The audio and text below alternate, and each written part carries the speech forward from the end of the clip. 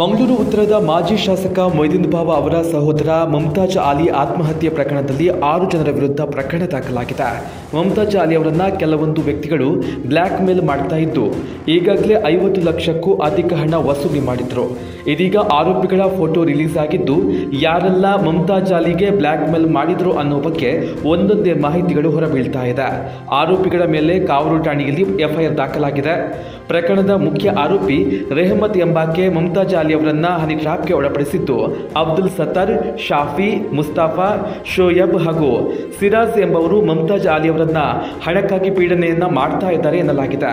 ಇದರಿಂದ ಮಾನಸಿಕವಾಗಿ ಕುಗ್ಗಿ ಹೋಗಿದಂತಹ ಮುಮ್ತಾಜ್ ಅಲಿ ಅವರು 3 ತಿಂಗಳಿನಿಂದ ಖಿನ್ನತೆಗೆ ಒಳಗಾಗಿದ್ರು ಎಂದು ದೂರಿನಲ್ಲಿ ಉಲ್ಲೇಖವನ್ನ ಮಾಡಲಾಗಿದೆ. ಮರ್ಯಾದೆಗೆ ಅಂಚಿ ಈ ಆತ್ಮಹತ್ಯೆ ನಿರ್ಧಾರವನ್ನು ತೆಗೆದುಕೊಂಡಿದ್ದಾರೆ ಅಂತ ಕುಟುಂಬಸ್ಥರು ಆರೋಪವನ್ನು ಮಾಡಿದ್ದಾರೆ. ಮುಮ್ತಾಜ್ ಆತ್ಮಹತ್ಯೆಗೆ ಮುನ್ನ ವಾಯ್ಸ್ ನೋಟ್ ಹಾಕಿರುವ ಬಗ್ಗೆ ಎಫ್ಐಆರ್ನಲ್ಲಿ ದಾಖಲು ಮಾಡಲಾಗಿದೆ. ವಾಯ್ಸ್ ನೋಟ್ನಲ್ಲಿ ಸತ್ತರ್ ಎಂಬವನ ಬಗ್ಗೆ ಮುಮ್ತಾಜ್ ಹೇಳಿದ್ದಾರೆ. ಅಲ್ಲದೆ ಸೆಕ್ಸ್ ವಿಡಿಯೋ ಆಧಾರದಲ್ಲಿ ಮುಮ್ತಾಜ್ಗೆ ಬೆದರಿಕೆ ಹಾಕಿರುವ ಬಗ್ಗೆ ದೂರು ದಾಖಲಾಗಿದೆ.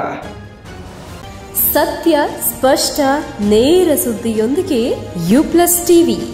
ಇದು ಹೊಸತನದ ಸಂಕಲನ.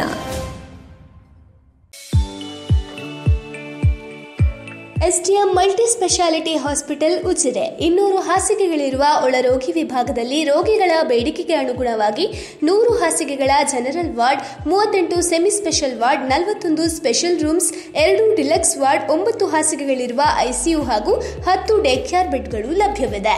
ವೈಯಕ್ತಿಕ ಅನುಭೂತಿ ಶುಶ್ರೂಷೆ ಮತ್ತು ಕಡಿಮೆ ಅಡ್ಡ ಸೋಂಕಿನೊಂದಿಗೆ ಸುಸಜ್ಜಿತ ಕೇಂದ್ರ.